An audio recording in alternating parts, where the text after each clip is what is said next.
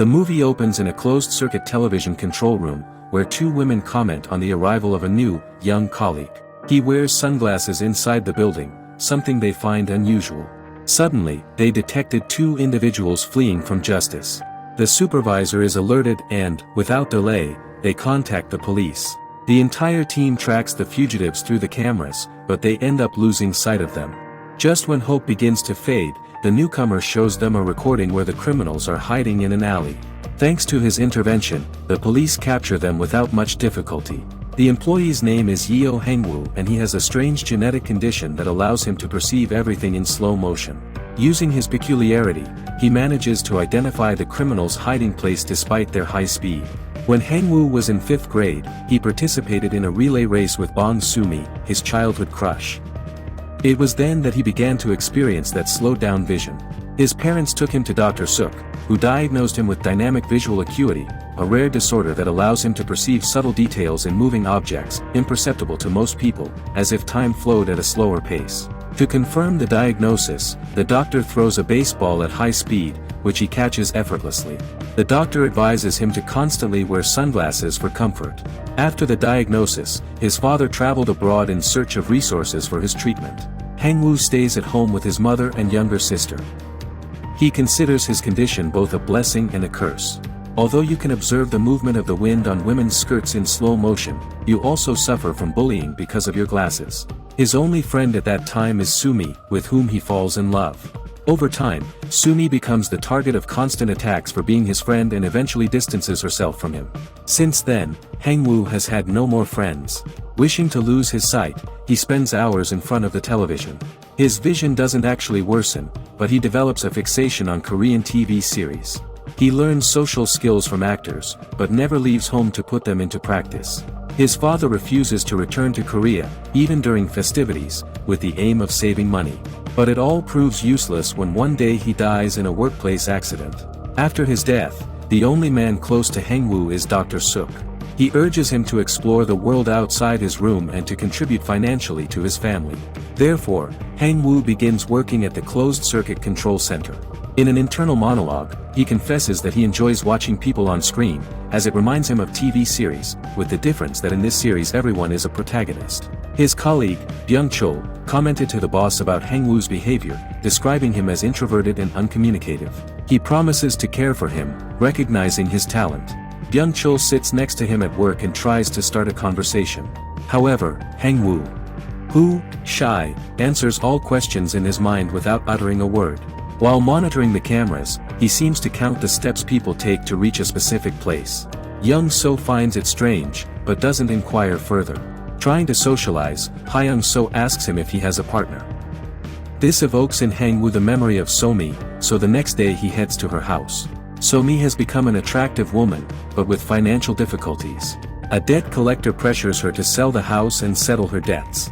Hangwoo observes from a distance, but doesn't dare approach. From that day on, she spies on her through security cameras, memorizing her daily routine. At night, she enjoys a soda in front of a cafe and he begins to imitate her. He sees her observing an abandoned sofa on the road and the next day she drags it to the cafe. So-mi notices the sofa, but doesn't think much of it.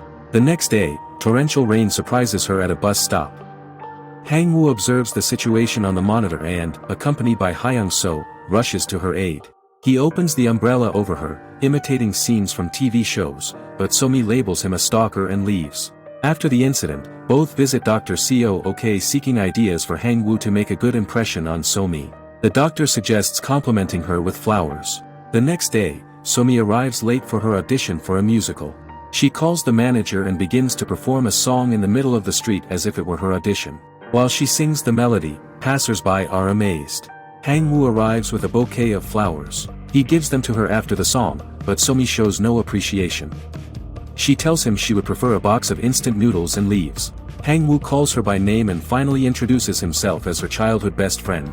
But she claims her name is Oh So-mi and not Kwon So-mi.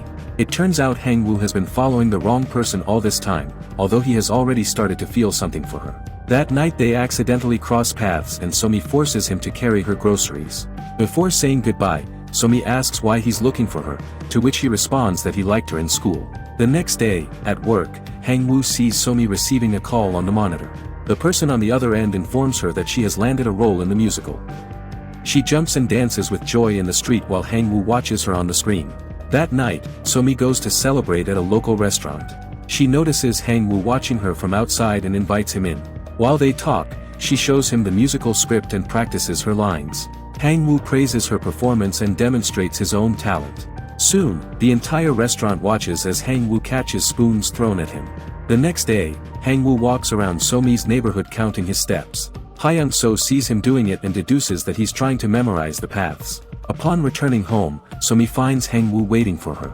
They walk together talking about various topics. She asks about his job and learns he works at the closed-circuit control center in. And you can observe people all day. They stop in front of the cafe where I am, always watching. She reveals her love for the place's owner and talks excitedly about his car. A jealous Jang-woo observes the owner for a long time. He decides to take her for a ride to impress her.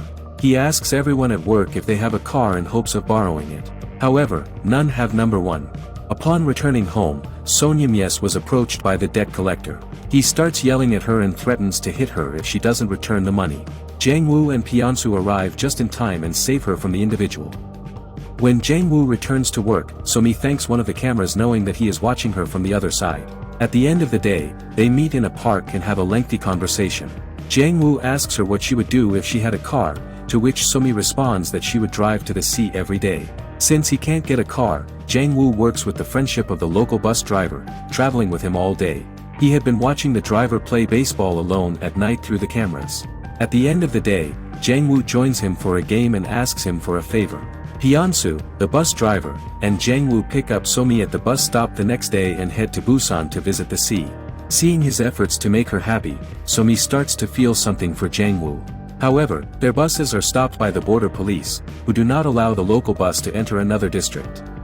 An enraged Somi tries to argue with the police officer while Pyeonsu calms her down.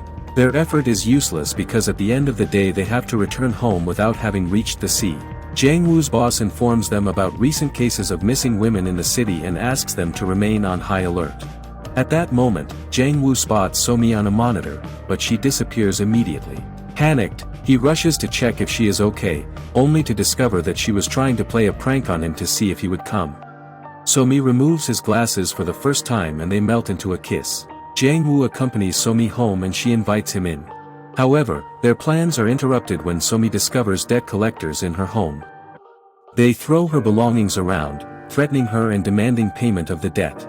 Jang-woo tries to run towards her, but suddenly collapses when he feels his vision blurring.